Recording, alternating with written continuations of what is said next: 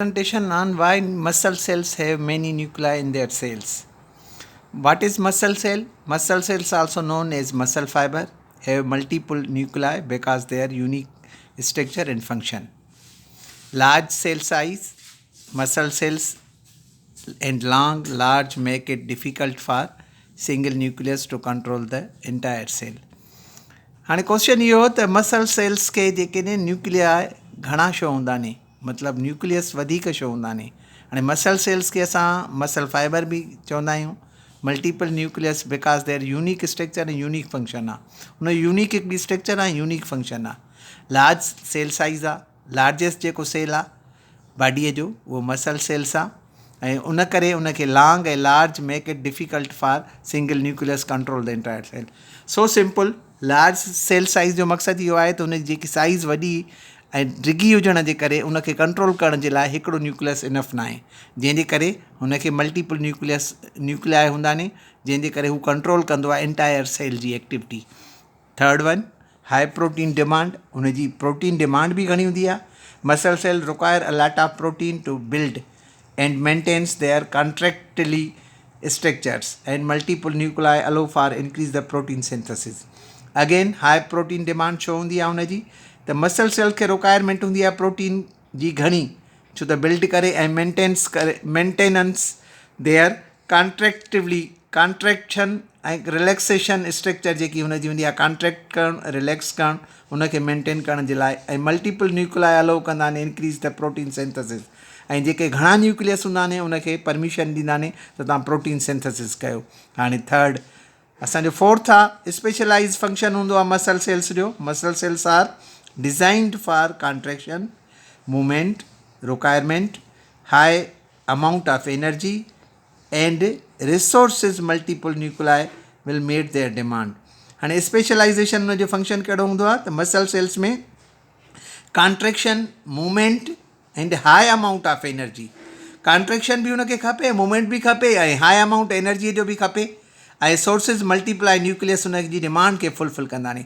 घणा न्यूक्लियस जेके हूंदा आहिनि उहे हुन जी डिमांड खे फुलफिल कंदा आहिनि, जंहिंमें हू कॉन्ट्रैक्शन बि कंदो आहे, मूवमेंट बि कंदो आहे ऐं लार्ज अमाउंट ऑफ एनर्जी बि प्रोवाइड कंदो आहे, जेको स्पेशलाइज़्ड हिन जो फंक्शन हूंदो आहे मसल सेल्स जो. हाणे एवोल्यूशनरी एडेप्टेशन ॾिसूं छा आहे. एवोल्यूशनरी एडेप्टेशन में छा आहे त multi nucleotide structures of muscle cells may have involved their optimize their function and efficiency. हाणे एवोल्यूशनरी एडेप्टेशन में छा आहे त मल्टीपल जेके न्यूक्लियस ने हुन में हुनजी स्ट्रक्चर में उहे इन्वॉल्व कनि था optimise their function and efficacy. हुनखे मैक्सिमम सपोर्ट कनि था हुनजे फंक्शन खे ऐं हिनजी एफिकेसीअ खे, हुनजे कम ऐं एफिकेसी त हू परफॉर्म करे, जीअं प्रॉपर कॉन्ट्रैक्शन, रिलैक्सेशन या अदर वर्क ऑफ जेको आहे मसल जो प्रॉपर परफॉर्म करे सघे थो. तॾहिं हुन न्यूक्लियस जो घणो हुजण जो जेको आहे सो for the maintenance of muscles activity and muscle function. Next one, cell requirement छा हूंदी आहे. Muscle cell require multiple nuclei to regulate gene expression. Definitely gene expression जे लाइ बि असांखे मल्टीपल न्यूक्लियाई खपनि, जेके जीन जा एक्सप्रेशन ॾियनि उनखे बि रेगुलेट करे थो मसल सेल जी रिक्वायरमेंट आहे.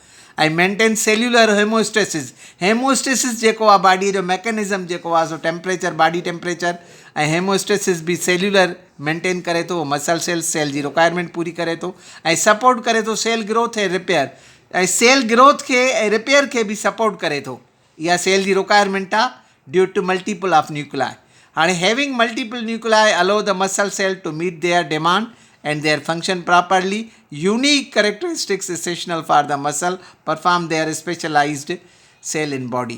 हाणे जनरली असां इनखे समअप कयूं त मसल्स में घणा न्यूक्लियाई जो फंक्शन कहिड़ो आहे. पहिरियों फंक्शन इहो आहे त लार्ज साइज़ ऐं डिघो थींदो आहे, जंहिंजो कंट्रोल करणु हिकिड़ो न्यूक्लियस जो इनफ न आहे, जंहिंजे करे मल्टीपल न्यूक्लियस ने जेकी हुनजी एक्टिविटी ऐं हुनजे फंक्शन खे मेंटेन कनि. ॿियो त मसल सेल्स खे नोन कयो वेंदो आहे, मसल फाइबर बि नोन कयो वेंदो आहे ऐं हिन जी यूनिक स्ट्रक्चर ऐं यूनिक फंक्शन आहे एज़ कंपेरेटिवली अदर सेल्स. ठीकु आहे. हाई प्रोटीन डिमांड इन करे अथसि त हू कॉन्ट्रैक्टिविटी जेकी स्ट्रक्चर आहे हुनजी उहा बि मैक्सिमम हू परफॉर्म करे थो, कॉन्ट्रैक्शन ऐं रिलैक्सेशन ऐं पार प्रोटीन सिंथेसिस बि ठाहे थो, प्रोटीन सिंथेसिस बि थिए थी, हुनजे करे हाई डिमांड हूंदी आहे. ऐं स्पेशलाइज़ जेकी स्ट्रक्चर हुनजी आहे मूवमेंट आहे ऐं हाई अमाउंट ऑफ एनर्जी खपे फॉर मूवमेंट. मूवमेंट डेफिनेटली असांजी मसल्स मूवमेंट कनि थियूं जेके अटैच ने बोन सां उनखे हाई रिक्वायरमेंट खपे एनर्जीअ जी ऐं उनजे करे ऐं एवोल्यूशनरी एडाप्टेशन में इहो आहे त जेकी मेन जेको आहे जीन एक्सप्रेशन रेगुलेट करे थो ऐं मेंटेन करे थो cellular homeostasis and support and growth for cell repair. Because of we call it cell have many nuclei their cells. Many muscle cells have many nuclei in their cells. इहो हुन जो multiple nuclei जो function आहे इन muscle cells में. Thank U very much.